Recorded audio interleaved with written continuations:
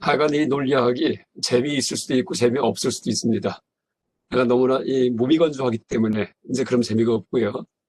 또 어떻게 보면은 이제 뭐 수학 좋아하는 사람들이 수학이에요, 수학. 이런 사람들은 또 아주 논리 정연하기 때문에 이게 참 재밌다고 흥미를 느낄 수도 있겠습니다.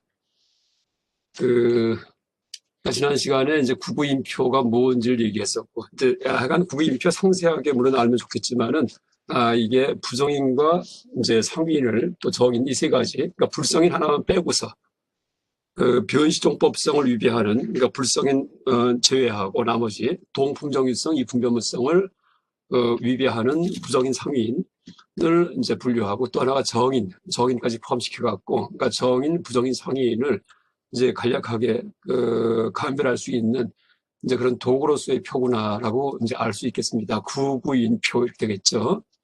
그래서 뻔한 이제 이 구구인표에서는 상위인이 두 가지만 있었습니다. 상위인이.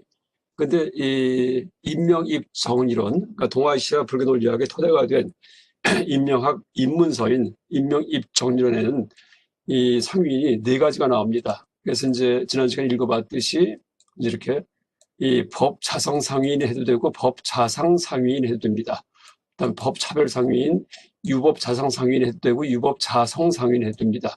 유법 차별 상위인 이렇게 네 가지입니다. 그래서 이제 이렇게 더 많이 얘기를 하고 있습니다. 구구인표보다도 더 많이 거론합니다. 그래서 오늘 이 얘기에 대해서 조금 더 얘기하고, 또 하나 이제 부정인 가운데 얘기하지 않았던 상위 결정의 부정인 상위 결정, 그러니까 이율배반, 뭐 안티노미 이렇게 얘기를 했었죠. 그러니까 거기에 대해서도 설명하겠습니다. 뭐 이 정도 얘기하고 또 화면 이제 일단 끄고서 또 강의 또 전념하겠습니다. 잠깐만요. 화면이 됐습니다. 됐습니다. 약간 모순적 사인이 네 가지인데 이제 이게 좀 어려워요. 개념이요. 또 이렇게 나누는 것이 옳은지 그른지 그것도 좀 문제가 됩니다. 그래도 나중에 하여간 혹시 논리학 전공할 분들은 한번 이것도 연구 과제를 삼아가지고서 한번 검토해 보시기 바랍니다. 모순적 사인을 이렇게 네 수로 나누는 게 옳은지 그른지에 대해서조차 한번 검토하기 바랍니다. 여기에 이제 이렇게 길게 말이 써 있는데, 이제 그래서 이 모순적 사인 상위인에 대해서 설명이 끝난 다음에 그 다음에 이제 세 번째 사유에 대해서 얘기를 합니다. 그러니까 잘못된 신뢰라고 나오죠. 그러니까 드리스탄타 아부하사라고 이제 얘기를 합니다. 그래서 이제 이 불교 논리학에서 논리적 오류가 크게 얘기하면 세 가지가 있는데, 주장의 오류가 있고 이유의 오류가 있고 신뢰의 오류가 있습니다. 그래서 지금 이제 이유의 오류 거의 막바지 얘기를 하고 있고, 그 다음에는 신뢰의 오류에 대해서 또 한참 그 내용이 아주 방대합니다. 그래서 이유의 오류 중에서 상위인에 대해서 조금 더 설명할 텐데, 이제 이 내용을 읽는 것보다도요, 제가 그걸 풀어놓은 내용을 보는 게 훨씬 나을 것 같아갖고 이제 풀어놓은 내용을 볼 텐데, 먼저 여러분 상위인 얘기하기 전에 이 구구인표에서 나왔지 않았던, 거론하지 않았던 이제 상위 결정의 부정인, 그러니까 부정인에는 들어가는데, 그러니까 확정적이지 않은 그런 인에는 들어가는데, 이제 이것이 구구인표에 들어가지가 않아요. 이제 그것이 이제 이 상위 결정, 여기 써 있듯이 상위 결정의 그런 부정인인데, 여기에 대해서 한번 보겠습니다. 상위 결정이 무슨 의미인지 뭐 여러 번 얘기했죠. 그러니까 이율 배반에 빠지게 하는 거. 그러니까 주장은 똑같지만은 이제 이 논증식의 타당성은 전혀 문제가 안 돼요. 3단 논법이 논리적 오류를 범하지 않아요. 근데 같은 학판에서 서로 상반된 주장이 담긴 그런 논증식이 작성 가능할 때, 그러니까 이제 전혀 주장이 상반되는데 둘 다 그 학판에서 세계관에 입각할 경우에는 전혀 문제가 없습니다. 이럴 경우에 그걸 상위 결정이다 이렇게 얘기를 합니다. 그래서 그 예를 이제 지금 한번 이제 설명을 상세하게 한번 해보겠습니다. 이걸 누가 읽어주면 좋은데 한자를 좀 읽을 수 있는 분이 있을까요? 한자? 우리 박정부 선생님도 좀 될 것 같은데 박수님 좀 읽어줄까요? 네, 알겠습니다, 교수님. 인해 삼상하면서. 잠깐만요. 좀 화면 키우겠습니다. 쭉 윤곽 없애고 됐습니다.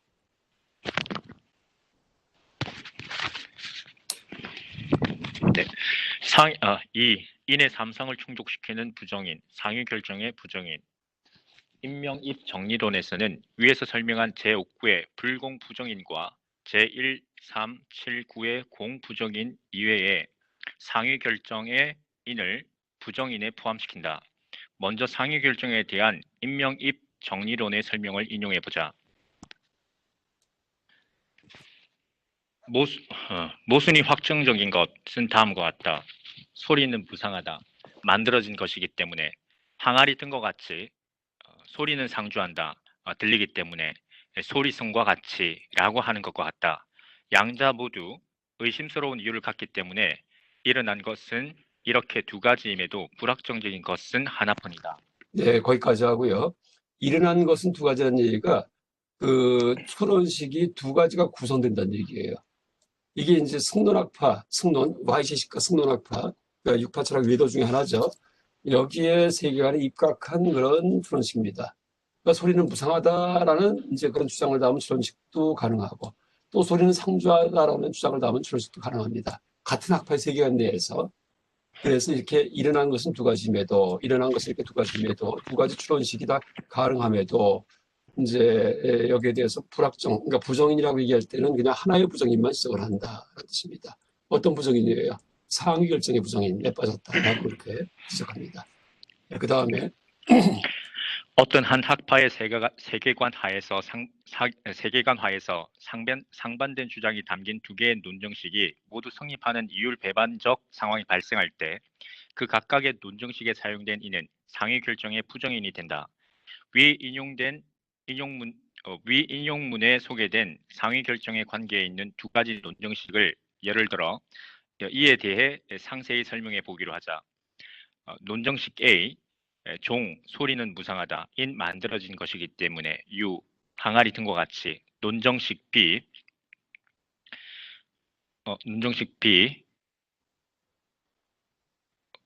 네. 소리는 상주한다. 인 들리기 때문에 소리승과 같이. 자, 승론사가 거기까지 하고요. 네네. 거기까지 하고요. 논증식 A, B가 이제 위에 있는 설명에 써 있는 그런 논증식입니다. 그러니까 논증식 A 같은 경우에는요, 이제 이렇게 좀 표시를 하면은 여기 써 있는 거, 소리는 무상하다 만들기 때문에 마치 항아리처럼 약간 이것을 다시 정리해 놓은 거예요. 그 다음에 논증식 B일 경우에는 소리는 상주한다, 들리기 때문에 소리성과 같이라고 써 있는데 이것은 바로 이제 위에 그 소리는 상주한다, 들리기 때문에 소리성과 같이라고 이것을 정리한 겁니다. 근데 이제 여기에서 소리성이 무엇인지 이제에 대해 설명할 텐데 지난 시간 얘기했듯이 이제 개념을 개념이요. 이제 소리성은요. 다른 말로 얘기하면 개념이라고 해도 되고 아니면은 보편이라고 해도 되고 공통점이라고 해도 되고 아니면은 일반자라고 해도 되고 아니면 이데아 이게 다 같은 얘기입니다. 그러니까 명칭은 다르지만은 이게 다 같은 얘기예요. 무슨 얘기냐 하면은 우리가 이제 소를 볼 때 소를 볼 때 얼룩소도 있고 그렇죠? 얼룩소도 있고 그다음에 황소도 있고 뭐 물소도 있고 그렇죠? 여러 가지가 흑소도 있고 검은 소도 있습니다. 요새는 칙소 이런 것도 있죠. 우리나라에 보면 얼룩도룩한 거. 근데 이게 다 다른 소인데 이제 칙소를 처음 봤는데도 불구하고 보니까 금방 소인지 압니다. 틀림없이 이 칙소는 이제 흑소도 아니고 물소도 아니고 황소, 얼룩소가 아닌데도 금방 알아요. 왜 그럴까요? 이런 소들의 공통점이 있기 때문이에요. 음매하고 울고 뿔이 달려 있고 그다음에 등이 붉어지고 꼬리가 이제 길게 늘어졌습니다. 그러면 이제 소인지 금방 압니다. 그래서 이 공통점이 바로 뭐예요? 그게 바로 소예요. 이 공통점이. 그래서 이제 여기 써 있는 지금 뭐 직소, 물소, 흑소 같은 것들 이런 것들은 특수라고 얘기하고 이거의 공통점을 보편이라고 얘기합니다. 그래서 이제 얼룩소, 항소, 물소, 흑소, 직소가 특수가 되면은요 소가 보편이 돼요. 공통점. 그래서 우리가 소라는 개념을 알고 있을 경우에는 어느 다른 나라에 가가지고서 미국 갔다가 들소를 봤습니다. 들소. 그렇죠? 아메리칸 들소 봤는데 이게 소구나 하고 또 금방 압니다. 왜? 공통점이 있기 때문에 처음 본 것임에도 불구하고 그래서 공통점이 바로 개념이에요. 개념. 그렇죠? 소라는 개념입니다. 또 일반자가 뭐예요? 특수에 대응되는 개념이, 특수에 상반된 게 일반입니다. 일반. 뭐예요? 어딘지 통하는 거. 그렇죠? 소라는 거. 또 플라톤이 얘기했던 플라톤 철학의 이데아가 바로 그런 일반적 공통점 개념입니다. 그 다음에 이제 우리가 머리 굴릴 때, 그러니까 생각의 토대가, 가장 기초적인 토대가 바로 이거예요. 지금 써 있는. 그러니까 일반적 개념, 공통점, 말은 다르지만은 이것이 바로 생각의 토대입니다. 그러니까 머리 굴릴 때 쓰는 가장 기초가 되는 것이 바로 이제 개념, 보편, 공통점, 일반적, 이데아 이런 것들입니다. 근데 머리 굴리는 게 뭐예요? 지금 머리라고 얘기했지만 옛날에는 마음이 작동을 할 때 그때는 그러니까 외부 사물이 작동하는 게 아니고 머릿속에서는 개념이 작동을 합니다. 그렇죠? 그래서 이런 개념, 보편, 공통점, 일반적, 이데아 이제 이런 것들이 토대가 돼가지고 이게 개념 두 개가 모이면 뭐가 돼요? 그 다음에 판단이 돼가지고서 판단, 뭐 비가 내린다 라는 그런 문장이 작성됩니다. 그러니까 개념 두 개가 결합되면은요, 이제 비라는 개념하고 내림이란 개념이 합해지면 비가 내린다 이런 판단이 작성됩니다. 그래서 어쨌든 우리 생각의 가장 기초가 되는 것이 개념이에요. 그래서 우리가 머리 굴릴 때는 바로 개념을 생각합니다. 다시 말해 우리 마음에 이제 사변, 마음이 작동하는 사변, 감정 말고요. 사변의 토대는 개념이에요. 그러니까 플라톤이 생각할 때 우리의 영혼이 있어요. 스피리트, 플라톤이 생각할 때 영혼이 다루는 소재의 토대가 바로 보편, 개념 이런 것들인데 이것들은 변하지가 않아요. 여러분 눈에 보이는 특수한 소 이건 변해요. 그래서 얼룩소를 봤다가 황소 봤다가 물소 봤다가 흑소 봤다가 자꾸 변합니다. 또 똑같은 황소일 경우에도 우리 집 황소를 봤다가 다른 집 옆에 집 황소 봤다가 또 자꾸 변해요. 저 외부 사물은 변해요. 근데 그렇게 아무리 외부 사물이 변하더라도 내 머릿속에 있는 소라는 개념은 변치가 않아요. 그러니까 개념은 영원하구나. 개념은 절대 변하지 않는구나. 다시 말해 이데아는 절대 변하지 않는구나 하고 알게 됩니다. 그렇게 유비추리를 해요. 그렇게 유비추리, 아날로지, 유비추리를 합니다. 누가? 플라톤 철학자가 그리스에서. 그래서 이제 이 사람 철학이 어떻게 되냐 하면은 사람이 죽고 나면은 영혼은 이데아의 세계로 올라가고 몸뚱이는 썩어 없어진다. 물질 세계 이렇게 얘기를 합니다. 왜 영혼이 이데아의 세계로 가요? 이데아의 세계는 영혼이 변치 않은 개념의 세계예요. 상수불변의 그런 세계입니다. 왜? 머리 굴릴 때 썼던 게 상수불변하는 개념이기 때문에. 그렇죠? 그러니까 여러분 이거 어렵지만 아주 정확한 얘기예요. 우리가 머리 굴릴 때는 특수한 뭐가 머릿속에 들어오지 않습니다. 항상 그거 공통점을 추출해가지고서 머리가 올라갑니다. 뭐 컵이든지 컴퓨터든지 구름이든지 다 구름 개념이 들어오지 구름 자체가 들어오지 않아요. 그래서 머리 굴릴 때는 항상 보편이 가장 최소 단위가 되는구나.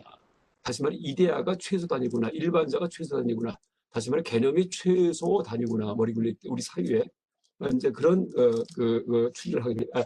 이제 그게 정확한 얘기입니다. 그러다 보니까는 죽은 다음에 그런 개념을 이용해서 변치 않은 개념을 이용해서 다시 말해 우리의 마음은 다시 말해 우리의 영혼은 죽은 다음에 사라지지가 않고 그 세계에 가겠구나 하고 생각합니다. 그게 바로 이데아의 세계예요. 플라톤이 얘기하는. 근데 이걸 불교로 얘기하면은요, 제 추정이에요. 이 다음부터는요. 이데아의 세계가 어딘지 아세요? 제가 볼 때는 욕계, 색계, 무색계 중에서 색계 맞습니다. 색계. 그러니까 이데아 세계가요. 딴 게 아니고 부처님께서 얘기하신 색이 물질 세계인데 색계가 그러니까 이 물질이긴 물질이지만은 이게 그냥 물질이 아니에요. 보통 형상, 물질 이렇게 번역합니다. 형상의 세계죠. 형상의 세계. 또 하나가 색계가 어디예요? 색계가 욕계는 동물적인 욕망의 세계. 색계가 있고 그다음에 무색계가 있죠. 무색계는 뭐예요? 이건 삼매의 세계, 삼매의 세계. 이거는 동물적 욕망이 작동하는 세계. 색계는 동물적 욕망이 다 끊어진 사람만 갈 수 있습니다. 수행자만 갈 수 있어요. 지게 청정해갖고 그러니까 먹이에 대한 집착도 전혀 없고 그러니까 음욕, 이성에 대해서 전혀 관심이 없고 다시 말해 성욕도 끊어지고 음욕도 끊어지고 식욕도 끊어진 분들만 이런 분만 갈 수 있습니다. 또 하나 절대 분노하지 않고 약간 색계로 올라가면은요 탐진치할 때 진심이 사라지고 그러니까 전혀 분노하지 않아요. 그 다음에 이제 음욕이 완벽하게 끊어지고 그다음에 식욕이 다 끊어지고 그다음에 수면력도 끊어진다. 잠에 대한 욕망도 끊어진다는 얘기를 합니다. 색계가. 근데 이게 뭐냐면요 철학자의 세계예요. 색계 자체가. 다시 말해 머리만 굴리던 사람들, 관념 속에 살던 사람들, 뭐 칸트, 플라톤, 아리스토텔레스 이런 사람들이요. 제가 항상 얘기해요. 이 철학자들은요 되게 독신 생활합니다. 서양 철학자들. 자연 발생적이에요. 그래서 비트겐슈타인든지 뭐 이 스피노자든지 다 독신입니다. 플라톤도 마찬가지고 부인 없어요. 그래서 소크라테스는 사모님이 있긴 있었는데 이 독신으로 살 분이 결혼해서 부인이 있다 보니까 부인이 가만 안 놔둡니다. 왜? 부인은 철학자가 아니기 때문에 동물적 욕망 갖고 살기 때문에 이 정신 나간 남편네가 이 주둥이만 놀리고 다니니까는 철학자, 그러니까 막 물을 끼얹기도 하고 막 이럽니다. 그 사람 티페. 그러니까 소크라테스 부인이 그 사람 티페. 그래서 이제 그 소크라테스 부인은 욕계에 살았는데 동물적으로 그러니까 먹이 획득하고 새끼 키우고 하는 거 그게 중요합니다. 참. 근데 이 사람 철학자이기 때문에 새끼에 살았습니다. 그래서 이제 철학자의 세계고 이게 관념의 세계이기 때문에 약간 플라톤이 얘기한 것은 이제 영원한 이데아의 세계 얘기했지만은 부처님께서는 어떻게 돼요? 새끼도 무상하다. 이렇게 돼요. 새끼도요. 그러니까 삼계 속에 들어갑니다. 무새끼도 무상합니다. 무새끼도 근데 무상하지만은 우리의 상상을 초월할 정도로 오랫동안 살아요.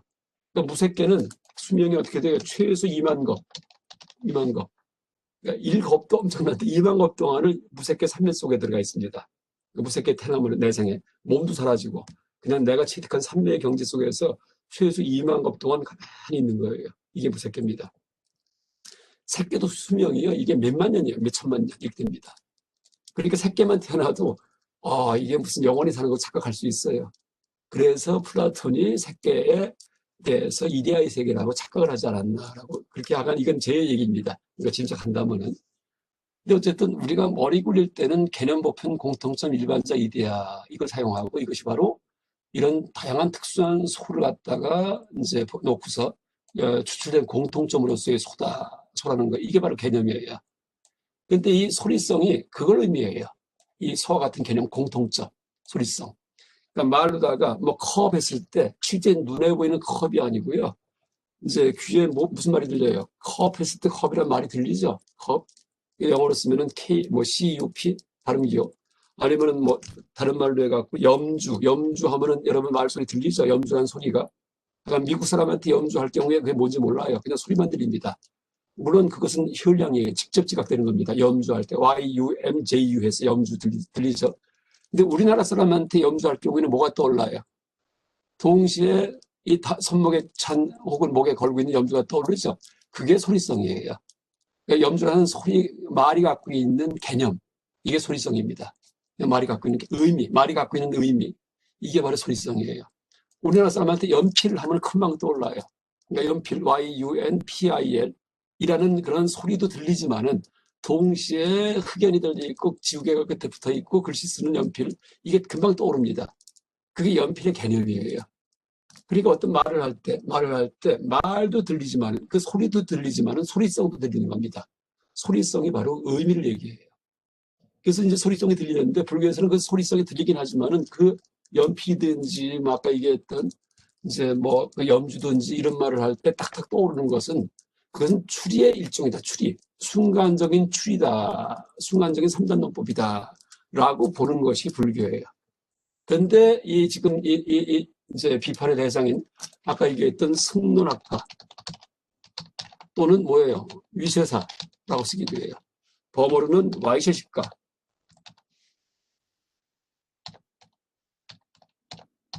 이 학파에서는 어떻게 얘기하냐면은 이제 예를 들어 연필했을 때 그 연필 YUNPIL 연필 이런 소리도 들리지만은 연필의 개념도 직접 지각된다. 그것도 혈량되는 것이다. 혈량이 직접 지각하는 얘기겠죠. 퍼셉션. 그래서 이제 이 성론학파, 유세사, 와이셰식가 혹은 니아야도 마찬가지입니다. 니아야 학파도. 그래서 이 소리도 들리고 소리도 혈량되고 그다음에 의미도 혈량된다. 개념도. 그러니까 이데아도 혈량된다는 얘기예요. 혈량. 직접 지각된다. 퍼셉션. 이게 차이점이에요. 불교와 차이점입니다. 소리가 무상하다라는 것, 이거는 불교가 공통돼요. 어디하고? 승론학파하고 승론학파. 승론. 그러니까 뛰어난 논의라는 뜻입니다. 그러니까 비셰샤 할 때 이게 뛰어나다 뜻이에요. 비셰샤. 특수하다, 뛰어나다 이런 뜻입니다. 그래서 승론학파에서는 이제 소리도 들리지만 소리의 의미도 동시에 직접 지각된다. 이렇게 합니다. 그래서 이제 여기에 보면은 소리는 상주한 들리기 때문에 근데 소리 이외에 들리는 게 또 있는가? 소리성, 다시 말해 개념도 동시에 직접 귀에 혈량이 돼요. 그러니까 이 바이셰시카 세계관에서는 이런 두 가지 초원식이 다 작성 가능해요. 왜? 소리성을 갖다가 직접 지각된다고 생각하고 있기 때문에. 누가? 승론학파가. 다시 말해 개념도. 그러니까 소할 때 눈에 보이는 소도 보이지만은요. 근데 동시에 우리 마음속에 뭐가 직접 지각되냐 하면은 소라는 의미가 직접 지각된다는 얘기예요. 그걸 누가 얘기하냐면은 승론학파에서. 근데 불교는 그렇게 얘기 안 하고 그것은 추리되는 것이다. 이게 상반되는 것이 불교입니다. 그래서 불교에서는 어떻게 얘기하냐면은요. 소라고 얘기할 때 그 소라는 의미는요, 추리가 돼요, 추리. 어떻게 추리가 되냐 하면은, 아뽀하라는 원리에 의해서. 아뽀하. 더 정확히 얘기하면, 아니야, 아뽀하. 이제 이것도 여러분, 외도도 좋아요, 아니야, 아뽀하. 이 두 개가 합해서 갖고서 장음이 됩니다. 잠깐만요. 이렇게, 아니야, 아뽀하. 그러니까 아니야, 아뽀하도 여러분, 영어로 된 불교책, 인도 철학책 보다 보면은, 많이 나옵니다. 아니 아빠가 이런 말이 아니 아빠 아주 흔한 얘기입니다. 불교 철학 용어 중에서. 제가 불교 제대로 공부하려면 여러분 대학원으로 있는 사람들은요 범어 필수입니다. 제가 항상 얘기해요. 범어 이런 것들 어학 공부 안 하고 대학원 들어오면요 그냥 둘러리 그렇죠? 좋은 학자들 1년에 한두 명 나오는데 그분들 대학원 다닐 수 있게끔 옆에서 둘러리 머리수 채워주는 역할뿐이 못합니다. 아니한 뜻이 뭐냐면은 타예요. 다른 거 타. 한자로 타인할 때 타자예요. 다른 것 타. 아빠는 아빠 우하라는 뜻인데 이것은 배제라는 뜻입니다. 배제. 그래서 이 번역을 할 때 타의 배제 그렇게 얘기해요. 지금 내가 무슨 얘기하고 있냐면 불교에서 얘기하는 개념론을 얘기해요.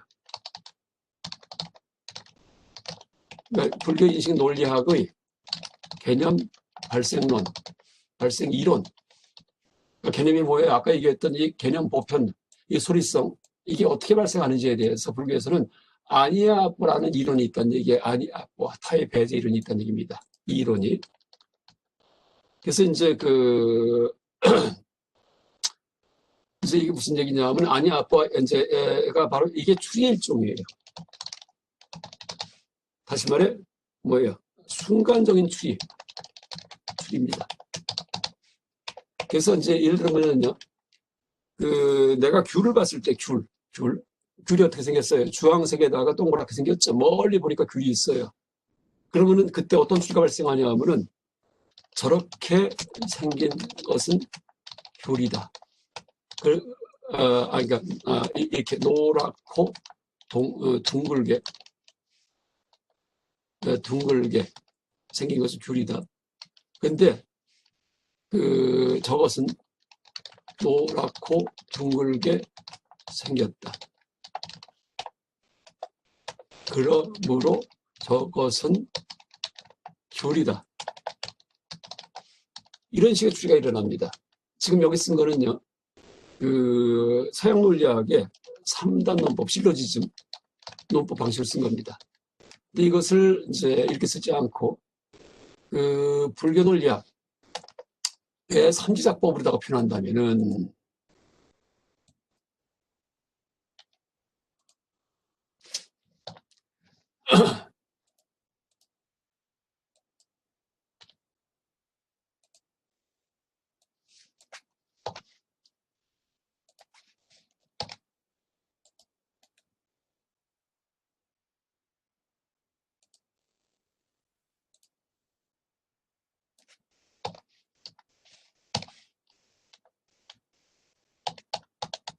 이제 방향이 반대가 되죠.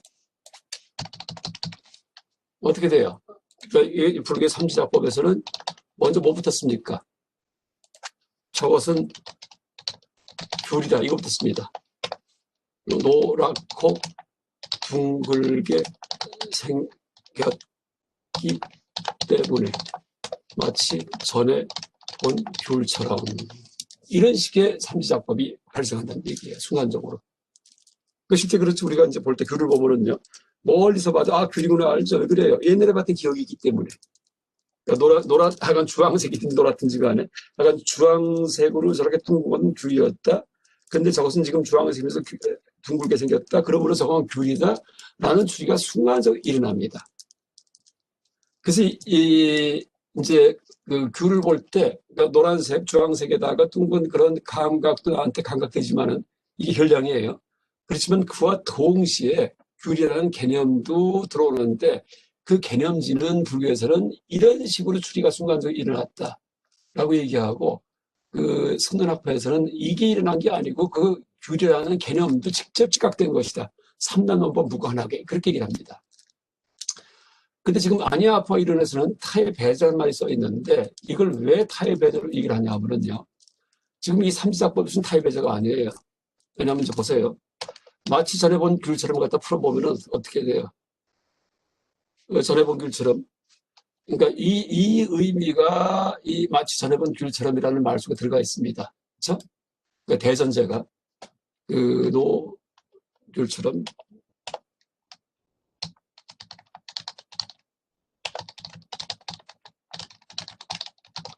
이 의미가 들어가 있어요. 그때 이제 신뢰에 동법류, 이법류 두 가지 했었죠.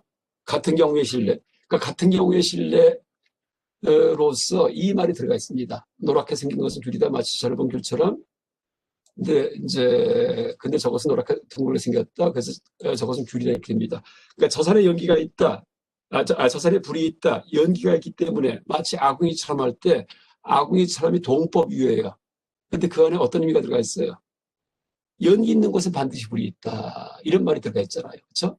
연기 있는 곳에 반드시 불이 있다. 그렇듯이 노랗게 둥글게 생긴 것은 반드시 귤이다라는 이런 식의 이제 그런 어떤 이 관계가 여기 내재 있습니다. 근데 자, 이걸 조건문으로 바꾸면은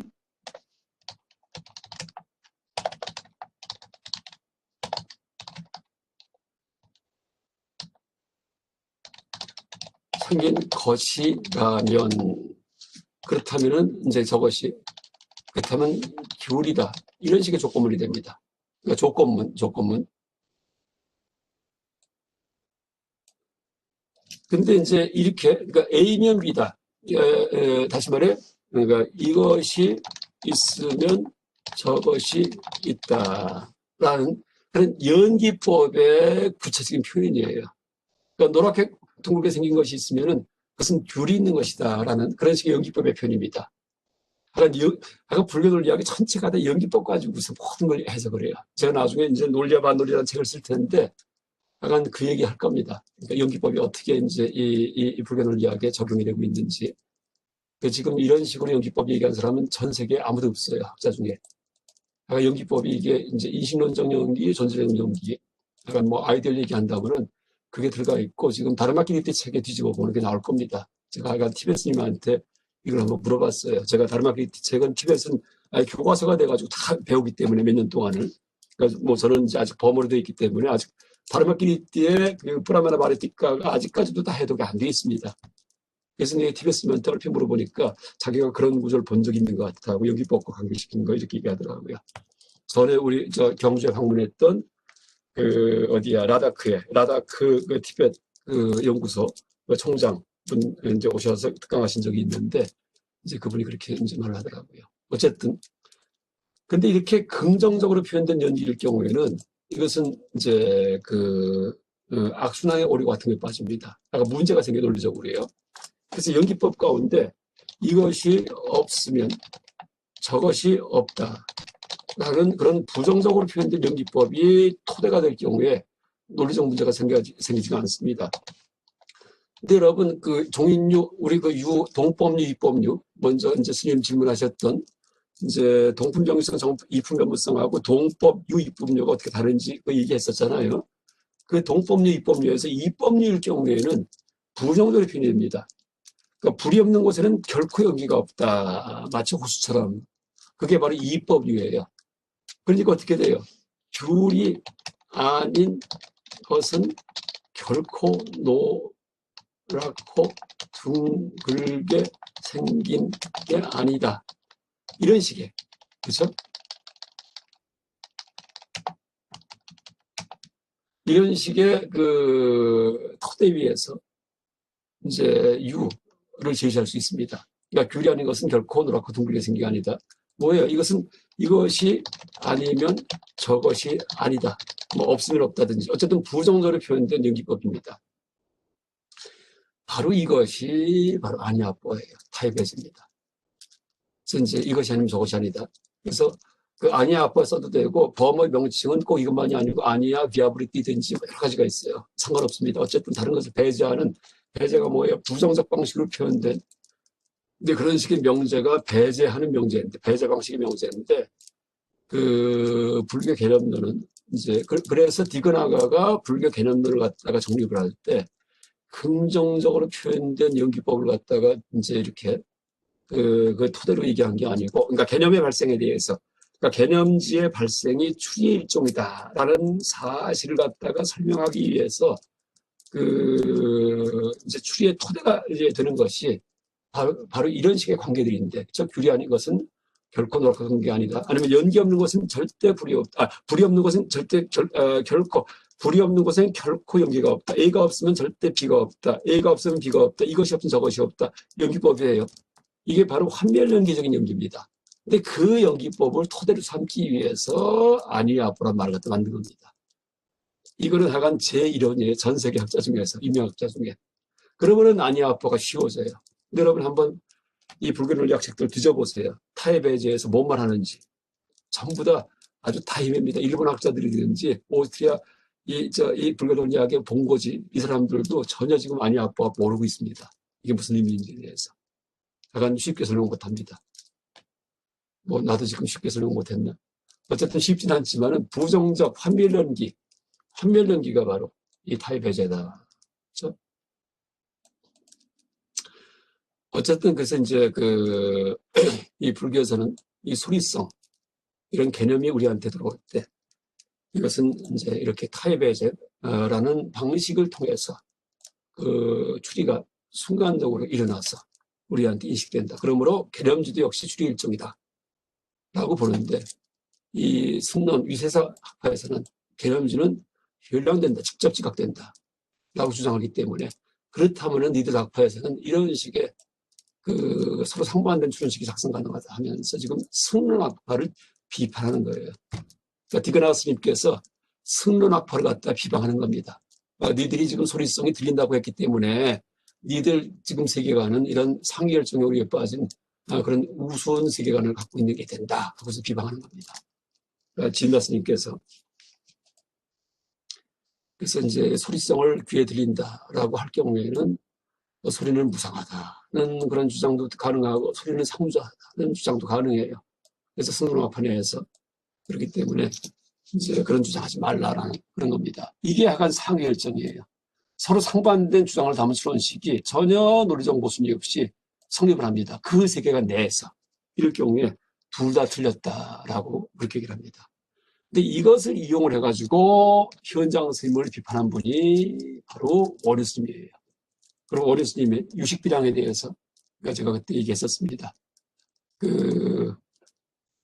이제 원효 스님은 이 상위결정을 어떻게 사용했냐 하면은 다시 한번 제시하겠습니다. 약간 뭐 어려울 수도 있지만은요, 제가 그냥 나갑니다. 이걸 더 쉽게 설명해서 이렇게 못합니다. 그래서 이제 따라올 사람 따라오시고, 그냥, 너무 어려우면은요, 이런 게 있구나 정도. 이제 그렇게 그냥 이해해 드리겠습니다. 잠깐만요. 제가 이제 다시, 원래, 판비량론에 나오는,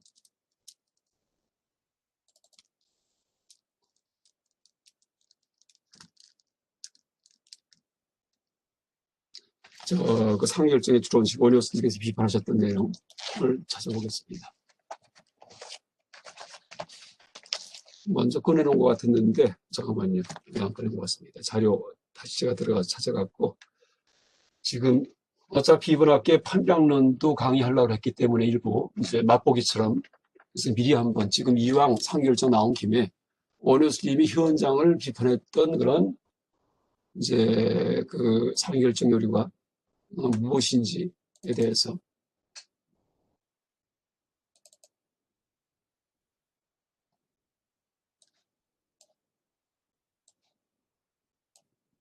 제 이게 보물 창고입니다. 옛날부터 갖고 있는 건데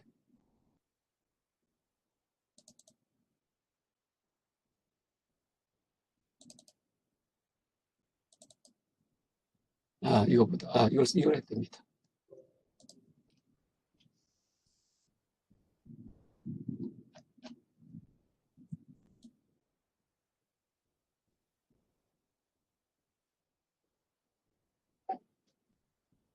음,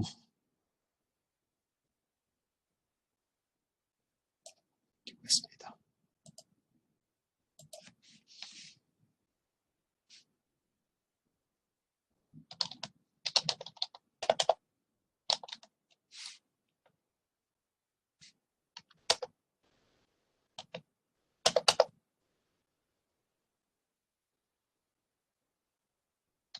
이겁니다. 일단 현장 스님이 고안했던 추론식이 바로 이거예요. 지인고 극성색 분리화한식, 차허초삼섭 안소불섭고 유효한식이 있습니다. 이 명제가 요게 이제 주장 명제고, 자허초삼섭 안소불섭고, 이게 이유 명제, 유여안식이 이 신뢰 명제예요. 그래서 이제 번역한다면은 진고, 이게 뭐냐면 승의에 있어서 여러분 귀륜논중파하고 자린논중파의 그 논쟁에 대해서 여기서 얘기를 안 했죠. 그러니까 바로 이제 한 청변계통, 그러니까 중관학파 중에 청변계통이 자린논중파고 월신계통이 귀륜논중파인데, 청변계통의 중관학이 동아시아에 들어옵니다. 현장 스님을 통해서 또 소개가 되고, 또 현장이 작성했던 추론식이 청변의 아이디어를 그냥 그대로 추종을 해서 이제 작성을 합니다. 근데 앞에다가 진고라는 말을 붙여요. 진고. 그러니까 진고는 그러니까 무슨 뜻이냐면요, 원래 범어는 따뜨와 따스란 말의 번역어인데, 그러니까 범어 번역은 범어 원어는요, 따뜨와 따스의 번역이 진고입니다. 따뜨 하면은 그것, 따뜨바 하면은 진리, 따스 하면은 뭐뭐 때문에라는 뜻이에요. 그러니까 뜨바 할 경우에는 투상명사 어미입니다. 그래서 따뜨바 하면은 뭐 진리란 뜻이고, 따스는 이기 때문에, 진리이기 때문에라고 번역을 합니다. 따뜨바 따스. 그래서 이제 무슨 얘기냐 하면은 추론식을 만들 때 앞에 주장명제가 먼저 얘기했죠. 참, 종이오리 얘기할 때, 세간상이오리 얘기했죠. 예를 들어 갖고서 누가, 소리는 귀에 들리지 않는다, 이러고서는 추론식을 작성할 경우에, 그 뭐예요? 세간상이오리 맞아요. 왜 그럴까요? 소리가 귀에 들리지 않는 걸 누가 인정해? 일반 사람들 다 소리 귀에 들리다고 보는데. 그렇죠. 그러니까 일반 사람 상식에 위배되는 말을 할 경우에, 이제 이 경우에는 아예, 이 토론에 참여도 못 합니다. 그러니까 주장의 오류에 빠지기 때문에 세간상의 오류. 그런데 그래서 이제 일반 사람들이 잘 모르는 분야일 경우에는, 이제 일반 사람들이 인정하지 않는 분야일 경우에는 앞에다가 이렇게 단서를 붙입니다. 이게 청변이에요. 먼저 얘기했어요. 그러니까 중관학적인 어떤 얘기들, 눈은 사물을 보지 못한다든지 이런 얘기들, 이런 것들을 주장을 내세울 때는 앞에다가 꼭 단서를 붙여야지 돼요. 그러니까 지인지의 차원에서는, 혹은 승의에 있어서는, 그러니까 참된 진리의 세계에서는 눈은 사물을 보지 못한다. 왜? 자기 자신을 보지 못하기 때문에 마치 물단지처럼 이렇게 얘기를 합니다. 이게 3단 논법이에요. 이제 그게 이제 청변 자린논증파의 어떤 그런 이 방식인데, 현장 스님이 자린논증파의 방식을 그냥 그대로 수용을 해가지고서 이렇게 이제 추론식을 만듭니다. 진고 승에 의거할 때, 그러니까 진리의 차원에서는, 그러니까 참된 진리의 세계에서는 극성, 토론하는 양측, 그러니까 너와 나, 내가 주장하면 네가 반박하는 이런 식의 양측 다 인정하는 색법은 양측 모두 인정하는 색은 극성색이에요. 분리, 벗어나지 않는다. 안식에서 벗어나지 않는다. 이게 무슨 얘기예요? 원래 안식이, 안근이 색경을 만나서 안식이 생기죠. 눈이 시각 대상을 봐가지고서 그 다음에 봄의 세계가 일어납니다. 봄의 세계가 뭐예요? 안식이에요. 안식. 보이는 세계가. 색이 뭐예요? 시각 대상이에요. 그렇죠? 근데 이제 주장을 어떻게 얘기를 하냐 하면은, 눈에 보이는 시각 대상은 안식을 벗어나지 않는다. 이게 무슨 얘기예요? 안식에 포함되어 있다. 뭐예요? 일체 유심주를 논증하는 거예요. 일체 유심주를 갖다가. 그래서 이제 눈에 보이는 세계는, 눈에 보이는 그 형상의 세계, 물질 세계는 전부 다 안식, 그러니까 눈에 보이는 마음의 세계에 들어와 있다. 여기에서 벗어나지 않는다. 이런 얘기입니다. 그러니까 이제 마음법 유식, 모든 게 다 마음이 만들었다. 이거를 논증하기 위해서 먼저 이제 이런 주장을 세우는 겁니다. 그렇죠? 눈에 보이는 색들도 전부 다 마음에 포함되어 있다 이런 뜻입니다. 그 다음에 이거 하나 논증한 다음에 또 뭘 논증하냐 하면은요, 두 번째 거. 그 승의가 할 때 양승 모두 인정하는 소리는 이식을 벗어나지 않는다. 귀에 들리는 소리는 전부 다 이 우리의 마음, 그죠? 듣는 마음 속에 다 들어가 있다, 이런 뜻입니다. 또 이게 논증되고 나면은 제 세 번째, 진고, 극성, 향. 냄새는 전부 다 비식, 코로 맡아진 마음, 여기에 포함되어 있다. 이런 식으로 6개의 삼단론법을 갖다가 6개, 그걸 작성하려고 했습니다. 작성을 했습니다. 현장 스님이. 그 중에 첫 번째 것이 바로 이제 이거예요. 그렇죠? 눈에 보이는 그 시각세계에 대해서. 우리의 감각기관이, 지각기관이 6개죠. 안, 이, 비설, 신의, 그러니까 마지막에 의식까지. 요건 신식, 설식, 비식 해가지고서. 그러면은 이제, 안이, 비설, 신의 대상들, 뭐예요? 색성, 향, 미처법. 여기 보이는, 예, 색성, 향, 미처, 극성, 색. 양측 모두 인정하는 색. 그 다음에 양측 모두 인정하는 소리. 양측 모두 인정하는 냄새, 맛, 감촉, 그 다음에 극성, 여법, 우리의 의식 내용들, 이런 것들은 전부 다 이 식에 포함되어 있다. 식에. 분리, 벗어나지 않는다. 포함되어 있다. 이런 뜻입니다. 그렇죠? 그래서 이렇게 6개의 추론식을 작성할 경우에는 이제 지각 대상 전체가 다 마음속에 들어가 있기 때문에 만법 유식이 다 증명될 것이다. 라고 삼장법사 현장이 인도에서 주장을 하면서 이걸 제시해갖고 아주 칭송을 받고 큰 천재 이름을 날리고 왔습니다. 현장 스님이요. 그 중에 이제 첫 번째 거가 이 추론식이에요. 자허는 그러니까 내가 인정한다. 인정을 하자예요. 초삼, 첫 번째 세 가지에 포함되면서 안속을 썼고, 눈에는, 그러니까 안근에는 포함되지 않기 때문에, 우리 측에서 인정하는 초삼, 처음의 세 가지예요. 이 초삼이 뭐냐면은요, 안, 이, 비설, 신의에서 6가지 시각기관이 있죠. 그 다음에 이제 18개설에서 18개. 초삼은 18개설에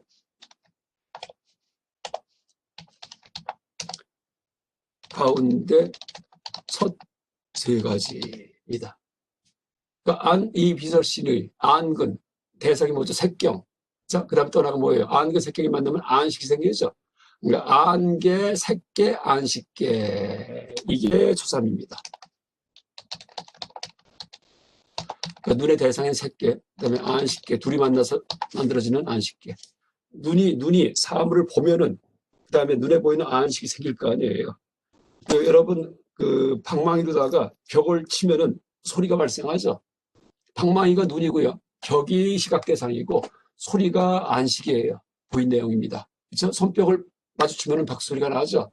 오른손이 안근이고 눈이고 왼손이 보인 대상이고 박소리가 뭐예요? 눈에 보인 내용입니다. 그런 식으로 안개가 오른손, 왼손이 색계, 그 다음에 박소리, 이게 안식계 들어갑니다. 그래서 초삼은 안개, 색계, 안식계, 이걸 의미합니다. 안개가 뭐예요? 이게 바로 안근, 감각기관. 색계가 뭐예요? 보통 색경, 시각 대상. 그 다음에 안식계가 뭐예요? 이게 그냥 안식, 이렇게 됩니다. 자, 내가 쓴 거는 이걸 빨간색으로 바꾸겠습니다. 그러니까 이제 보세요. 승리가 할 때 이제 이 추론식이 맞나 틀리나 한번 검토하는 거예요. 지금 여러분 같이 우리가. 그러니까 인명 입종률을 배웠기 때문에, 그렇죠? 거기에 근거해서 한번 검토하는 겁니다. 자, 양식 모두 인정하는 색은 안식을 벗어나 있지 않다. 이건 주장이기 때문에 뭐 따져볼 것도 없어요. 그러니까 진리의 차원에서는 너나 내나 함께 인정하는 그런 외부 대상들, 그렇죠? 외부 대상의 색이죠. 이것은 안식, 우리의 그 눈에 보이는 마음을 벗어난 게 아니다. 그 안에 포함되어 있다. 이게 주장입니다. 이 주장을 논증하기 위해서 이유를 이렇게 됐어요. 우리 측에서 인정하는 초삼에 포함되면서 우리 측이 뭐예요? 내가 대승불교도입니다. 약간 불교도일 수도 있고 대승불교일 수도 있고 어쨌든 18개 가운데 첫 번째 세 가지에 포함되면서 뭐가? 양식 모두 인정하는 색이요. 그렇죠? 그 다음에 안근에는 포함되지 않기 때문에 여기에 포함돼요. 초삼에는 포함되죠. 첫 번째 세 가지에는 어디 있어요? 뭐가? 극성 색이 여기 있죠. 여기요. 저 세 개가 포함되어 있네요. 초삼에.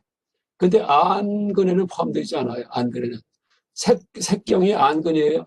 그러니까 외부 대상에 보이는 물질 세 개. 대상 세계가 눈이에요? 눈은 아니잖아요. 그래서 이제 이 얘기가 안근에는 포함되지 않기 때문에 라는 얘기는 외부 대상은 눈은 아니지 않느냐 이런 뜻입니다. 약간 이게 다 형식적인 어떤 고안이기 때문에 이해하기 쉽잖아요. 근데 말 한마디 한마디 의미가 맞나 틀리나만 확인하면 됩니다. 우리 측에서 인정하는 초상, 안개, 색계, 안식계 여기에 포함돼요. 뭐가? 색계가 포함되어 있죠. 색계가 있으니까. 근데 초상에는 포함 안 돼요. 안근에는 포함 안 돼요. 안근. 그렇죠. 이 색법의 세계는 안근 아니죠. 그러니까 인에 전혀 하자가 없습니다. 인에 하자가 없습니다. 마치 안식과 같이 예를 들었는데 지금 소재가 된 것은 뭐예요? 색이 소재가 됐어요. 근데 예를 들 때 색이 아닌 걸 소재를 들었죠. 그러니까 이것도 문제는 안 돼, 일단은요. 근데 안식도 우리 측에서 인정하는 초삼에 포함되면서 안근에 포함되지 않아요? 안식을 보니까는 초삼에 포함돼 어디 있어? 여기 있네요. 근데 안근에 포함되지 않아요? 그렇네요. 안식은 안근이 아니에요. 이것도 맞아요. 이게 현장이 작성한 추론식이에요. 그래서 이제 그 현장이 작성한 추론식이 지금 요것만 갖고 따져볼 경우에는 논리적 오류가 없습니다. 그러니까 이것에 대해서 다시 한번 검토해 보겠습니다. 제가 이제 쭉 밑에 써놨는데.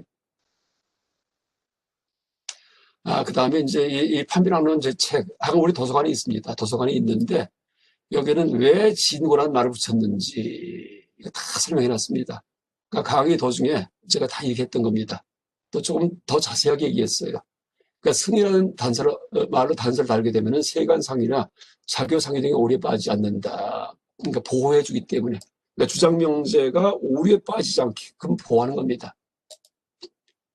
그 다음에 이제 양측 모두 인정하는 이라는 단서를 또 단 이유가 뭐냐. 이것도 다 여기 설명했습니다. 이것도 제가 혼자 머리 굴린 게 아니고 전부 다 찾아갖고 동아시아 불교 논서에서 다 찾아가지고서 여기 보면 이제 16번 이유를 다 찾은 겁니다. 왜 이런 단서를 달았냐 하면은 하고 누가 설명하냐 하면은 현장의 제자 규기가 설명을 하고 있어요. 어디에서? 규기의 임명대소. 그러니까 규기. 이제 앞에 책인데 이게 임명입정리론 소입니다. 지금 우리가 읽고 있었던 임명입정리론 소 여기에 대한 주석이 있어요. 엄청나게 방대한 주석이 있어요. 누가 쓴 게? 규기가 쓴 게. 이게 바로 규기입니다. 규기. 현장의 제자입니다. 원래 출가 안 하려고 했습니다. 아주 천재 중에 천재예요. 중국에서. 출가하기 싫어갖고 그냥 세속에 살까 했는데 현장 스님이 자꾸 설득을 해가지고 출가하게 합니다. 규기 스님을. 그래서 이제 인명학과 유식학의 법상송의 시조라고까지 얘기합니다. 그런데 원효한테 발표해요. 원효가 규기를 갖다 아주 혹독하게 비판하는데 제가 그것도 책에 썼어요. 써서 실제 누가 이겼는지 또 규기가 반박하고 그때 한번 이것도 얘기했을 겁니다. 규기하고 무엇 때문에 싸웠냐 하면 원효 스님하고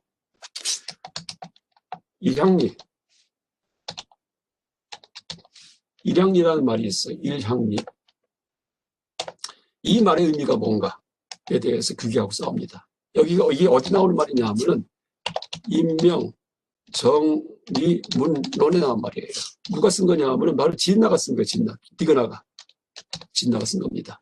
여기 일향이란 말이 나오는데 이 의미가 뭐냐 할 때 규기가 뭐라고 얘기를 하냐 하면은요. 규기가 일향리는 일상, 인의 삼상 가운데 일상이 없는 것의 의미다. 그러니까 변시종법성, 동품정의성, 이분변무성 세 가지가 인의 삼상이죠. 그러니까 이유가 갖춰질 세 가지 조건이죠. 그 중에 하나의 상이 결여되어 있는 것이 일향리의 의미다 이렇게 합니다. 근데 그게 엉터리예요. 그래서 원효가 이걸 비판하면서 그게 아니고 일향리는 그냥 일향은 한결같이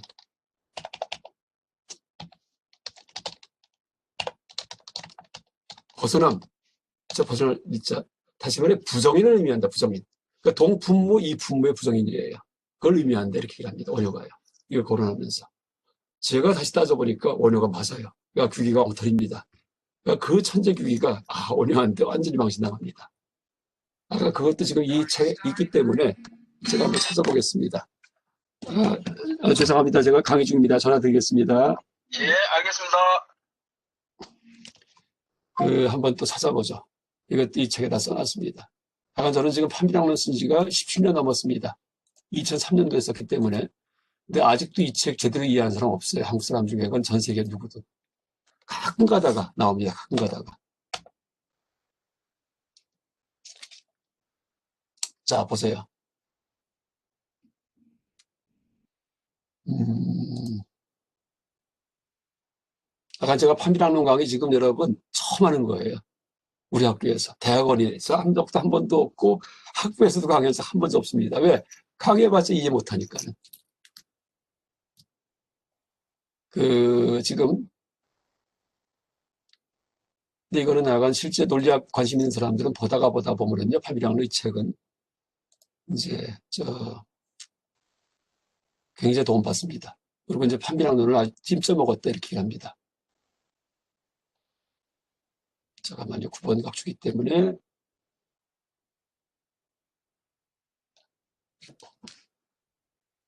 음, 여기 있죠, 여기 있죠. 그러니까 문비법선 말한다. 이 문론이 인명정리문론이 아까 얘기했던 누가 쓴 디그나가 지나가 쓴 어느 한편에서 벗어났기 때문에 이양리라고 말하는데 이것이 그런 비판을 해결한다. 그러니까 이런 논증식으로 작성합니다. 이를 논증식으로 다한 것 같다. 종 귀에 들린다는 이는 부정인에 포함된다. 인 어느 한편이 벗어났기 때문에 마치 공부정인 같이 여기서 어느 한편이 벗어나 있다. 일양이라는 말은 인의 삼상 중 한 가지 상이 결여되어 있음을 의미한다. 이게 문비법사 얘기예요. 그 다음에 이제 또 현장도, 현장이 아니고 부기 같은 경우에 여기 써 있듯이, 그러니까 향이란 말은 미연이고 변이고 상이다. 따라서 인의 삼상 가운데 삼상을 뭐 삼양, 삼면, 삼변 이렇게 말할 수 있다. 이러면서 이제 일양이를 갖다가 약간 그렇게 일상이 빠진 거로 얘기하는데, 근데 이어지는 문장에서 온유는 일향이란 개동 모두 똑같이 리는 불공이라는 뜻이에요. 모두 똑같이 공무이기 때문에 부정입니다. 이런 뜻입니다. 그래서 일향이란 양편 모두에 똑같이 없음, 한결같이 없다라는 뜻입니다. 다시 말해 한결같이 벗어나 이렇게 번역되어야 할 것이다. 이렇게 이제 썼는데, 약간 요 내용을 또 제가 그때 얘기했나 모르겠습니다.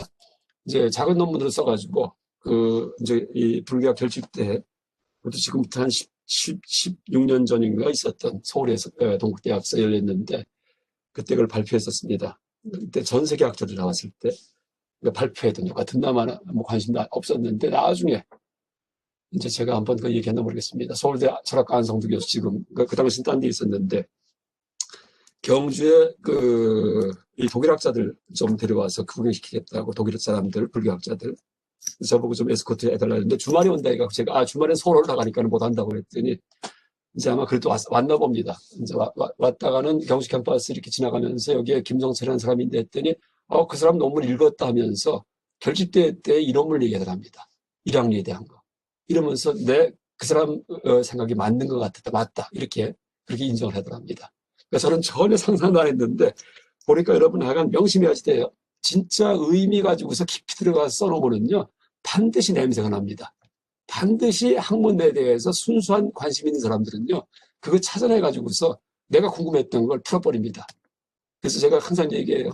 연구한 다음에 어디 외국 학술지에 내려고 그러고 영어 번역을 해갖고 막 거기에 잘 보이려고 그러고 이럴 필요 없습니다. 얼마나 부끄럽습니까? 진짜 똑같은 인간인데 왜 그런 영어를 써가지고서 그 인간들한테 우리가 선을 보입니까? 평가를 받습니까? 여러분들 명심해야지 돼요, 앞으로. 그러니까 우리나라 아직까지도 부끄러운 말 중에 하나가 노벨상에 도전한다. 세상에. 그런 코미디 같은 나라가 다 있어, 아직도요. 그렇죠? 노벨상에 왜 도전을 해요? 하여간 진정한 사람은요, 노벨상 관심도 없어야 됩니다. 진정한 학자일 경우에는.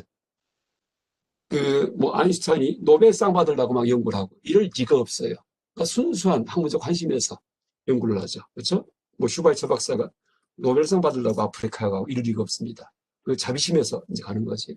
그래서 불교학도 똑같아요. 내용 갖고 승부를 걸어야지 그걸 갖다가 영어로 번역을 해서 어디다 보여주고서 그다음 칭찬받아갖고 실리고 그렇다고 막 기뻐하고 내 평생 업적이다. 참 창피하기 짝이 없습니다. 그렇죠? 그래서 여러분 아까 이제 그런 자기 학문에 대한 자존심이 있어야 됩니다. 어쨌든 요 내용은 이제 제가 한번 찾아갖고서 영어 번역본하고 주기 비판한 거 이거 여러분 한번 제가 우리 이 클래스 올려놓겠습니다. 요 테마, 그러니까 일양리에 관계된 테마에 대한 제 논문을 이 클래스 올려놓겠습니다. 금방. 앞으로 우리나라가 그러니까 모든 학문 분야도 지금 코로나 극복하는 것도 지금 굉장히 모범이 되고 있죠.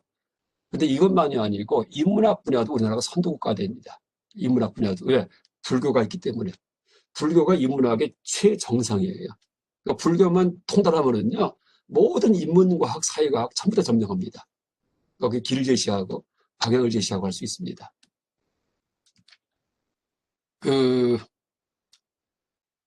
이제 어쨌든, 이제 지금 원효 스님께서 쓰셨던 그런 현장 비판할 때, 이제 그 방식이 바로 상위결정의 방식이었고, 지금 이제 일단 먼저 내가 설명한 게 뭐냐 하면은, 그러니까 다시 이제 앞으로 가서,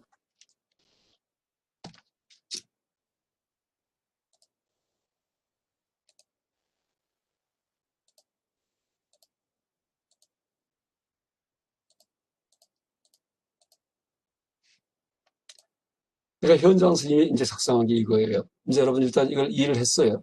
그러니까 원효 스님이 어떻게 비판하는지 한번 보겠습니다. 그러니까 이 추론식을 어떤 방식으로 상위 결정에 우리 빠뜨리는지, 다시 말해 이율배반에 빠뜨리는지, 안티노미를 발생시키는지 보겠습니다. 진고 극성 색이 아니고 극성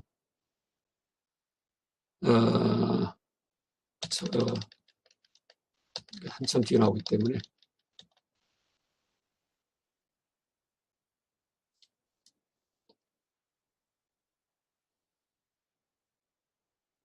이건 아니고, 네.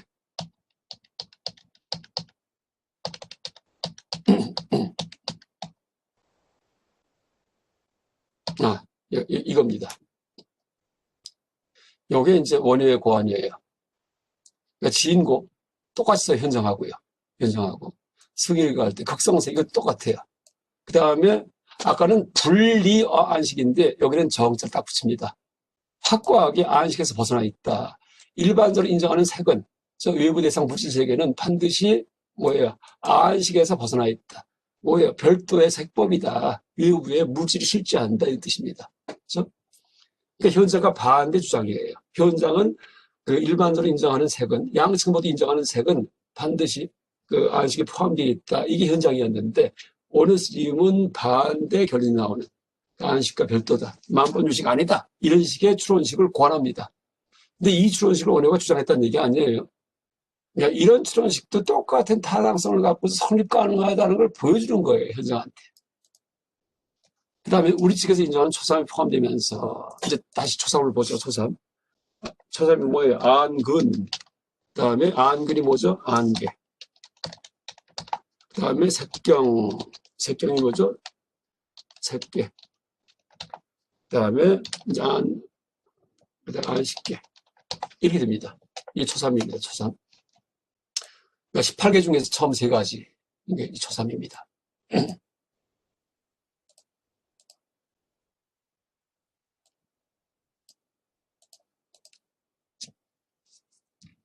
자, 일반적으로 인정하는 색은 이제 안식에서 벗어나 있다. 이건 주장명제이기 때문에 이건 검토할 게 없어요. 어쨌든 이 주장명제는 뭐예요? 그 외부 대상은 마음에 포함되지 않는다 이런 뜻입니다. 그러니까 실제론자, 그러니까 소승불교도. 그러니까 소승불교도에서 색법은 바깥에 있고 우리 마음은 또 따로 있다. 이렇게 구분하는 거. 그러니까 법 실제론, 법 유론적인 사고방식을 원효가 그렇게 연출하는 겁니다. 그렇죠? 그러니까 본인 주장이 아니고 우리 측에서 인정하는 초상에 포함되면서 자 보세요. 색이 포함돼요. 여기 있네요. 안식에는 포함되지 않기 때문에 아까는 안근에 포함되지 않기 때문에 갖다 달았는데 원효는 안식에 포함되지 않기 때문에 이렇게 얘기해요. 색법이 안식에 포함되지 않는데요. 안 되죠. 이것도 맞습니다. 그렇죠? 문제가 없어요. 그 다음에 안식에 포함되지 않기 때문에 마치 안근처럼 안근이 그래요. 안근이 초삼에 포함돼요. 여기 있죠. 초삼에 포함되죠. 그러면서 안식에 포함되지 않아요? 그렇죠. 안식에 포함되지 않죠. 그렇죠. 그러니까 이것도 역시 타당하네. 그렇게 됩니다. 현장이 작성한 것도 타당하지만은 원효가 소승불교도의 입장에 서가지고서 작성한 것도 타당하다는 얘기예요. 그래서 바로 상위 결정골에 빠진 겁니다. 이게 원효의 현장 비판입니다. 한번 요 뒤에 걸 읽어보죠. 뒤에 걸. 이것도 역시 우리 박정부 선생님 읽어주세요.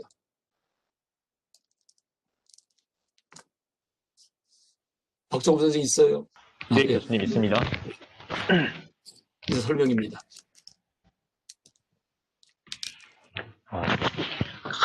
상위 결정의 논정식이란 대립의 주장을 성립시키는 인을 갖는 논정식이다.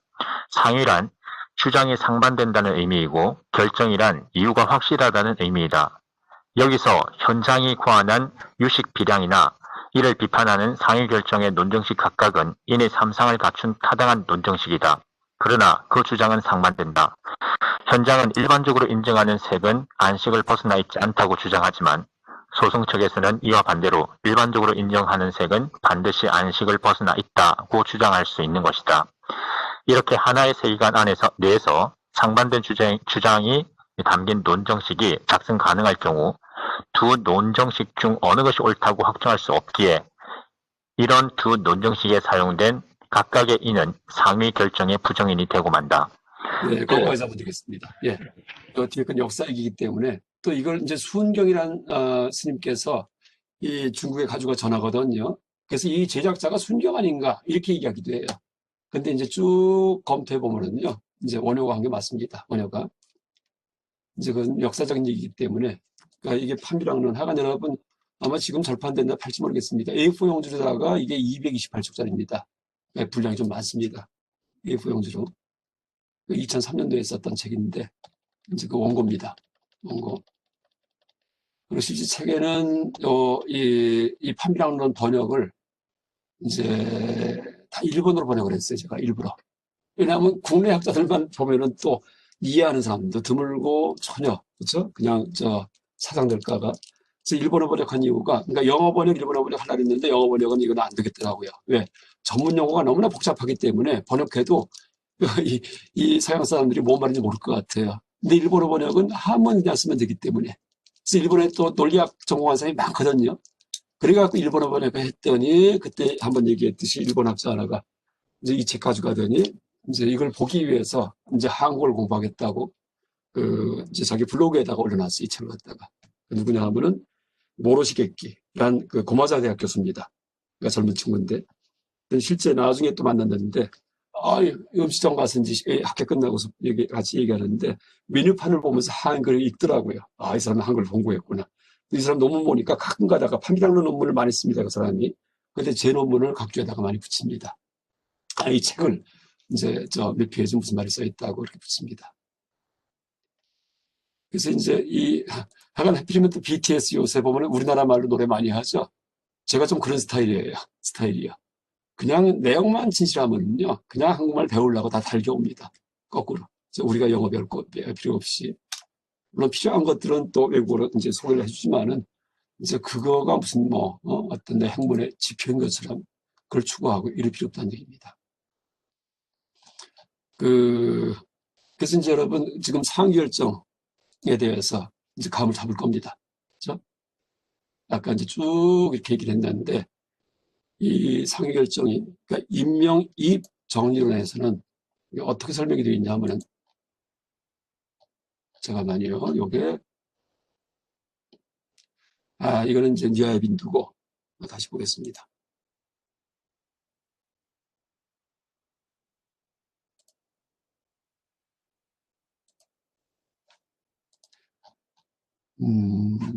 잠깐만요. 금방 보겠습니다.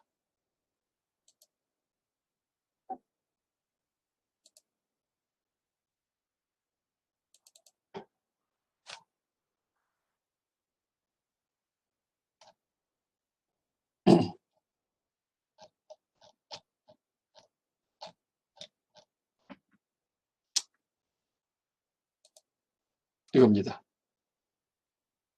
상위결정자, 열입종은 성시무상, 소작선고, 비효병등, 이게 이제 하나의 추론식이고, 그렇죠? 성시무상, 소작선고, 비효병등, 또 유립, 성상, 소문선고, 비효성성, 이게 또 하나의 추론식입니다.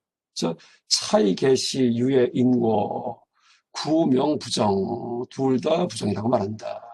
상위결정, 그렇죠? 상위결정. 그래서 번역을 읽어보면은요. 그러니까 상위 결정을 우리말로 풀어가지고서 모순이 확정적인 것, 이게 풀었습니다. 그것은 다음과 같다.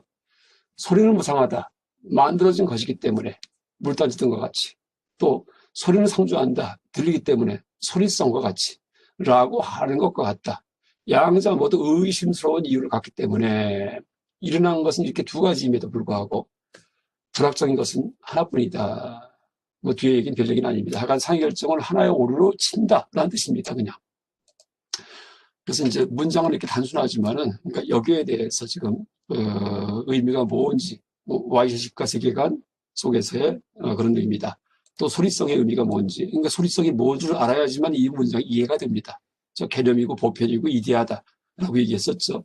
그 다음에 이 상위 결정을 가지고서 원효스님이 현장을 비판했던 이제 그런 사례도 이제 제시했습니다. 근데 여러분 보면 알지만은요, 원효스님이 본 거는 그냥 요 문장, 요걸 뿐이 못 봤습니다. 요것만. 원효스님이 이 현장의 번역문을 통해 가지고서 상위 결정을 배운 분인데, 그렇죠? 거꾸로 이걸 번역해서 동아시아에 소개했던 한족 중에 최고의 천재 세효전을 갖다가 원효스님이 그냥 비판합니다. 야, 이거 보통 일이 아닙니다. 기상천외합니다. 저 엄두도 못 낼 일이라는 얘기예요. 제가 항상 얘기할 때 독일서 해겔 철학을 전공한 대가가 귀국을 했는데 독일에서도 해겔에 대해서 너무나 이 사람이 정통했기 때문에 독일 학자들조차도 쩔쩔매고 그냥 이름을 날렸던 그런 한국 학자입니다. 예를 들어 갖고요. 근데 한국에 들어와서 해겔의 쓴 책들을 천득 번역해서 냈더니 어떤 사람이 번역서를 보고서는 이 사람이 독일에서 막 활약했던 그런 논문들을 보고서 다 비판을 해요. 근데 비판한 내용 보니까 더 맞아요. 그게 바로 원효스님입니다.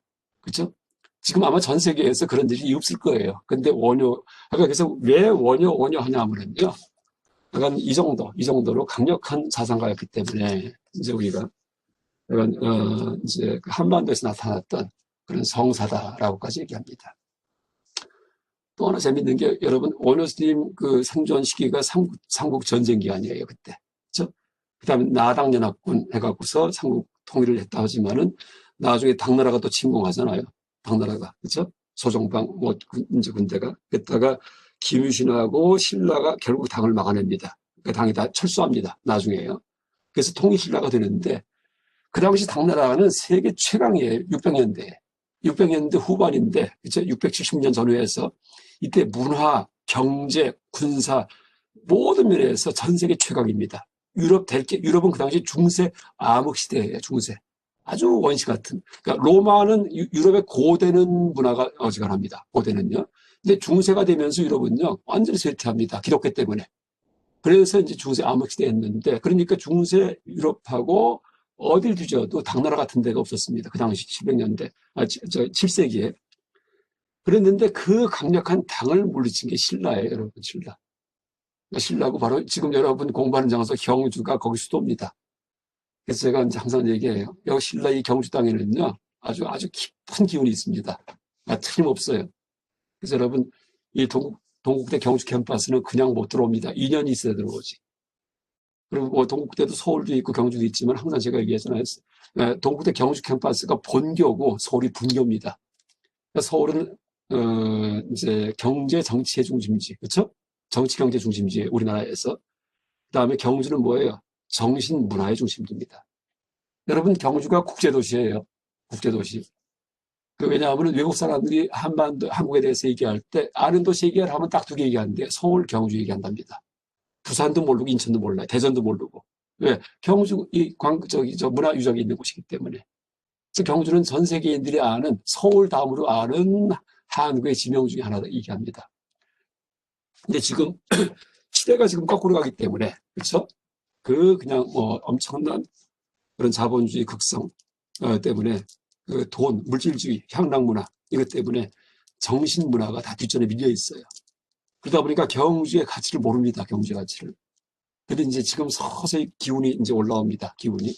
뭐와 함께? 4차 산업문명과 함께 올라온다는 얘기예요. 4차 산업문명이요. 정신문명이에요. 이제 앞으로요. 인터넷 컴퓨터 때문에. 컴퓨터, 인터넷, 모바일 폰 같은 것들이 전부 다 의미 방출기예요. 의미 방출기. 이제 앞으로 계속 의미를 먹고 삽니다. 또 돈도 의미의 세계에서 돈이 벌려요. 어디에요? 인터넷 공간입니다. 유튜브 같은 거. 여러분 전부 다 요새 보면요. 돈 버는 사람들은요. 인터넷 속에서 개발해서 번 사람들이에요. 누구예요? 비트코인. 그쵸? 그 다음에 뭐, 이제 제가 항상 얘기해요. 알리바바의 마음이든지 뭐 전부 다. 그쵸? 전자상거래.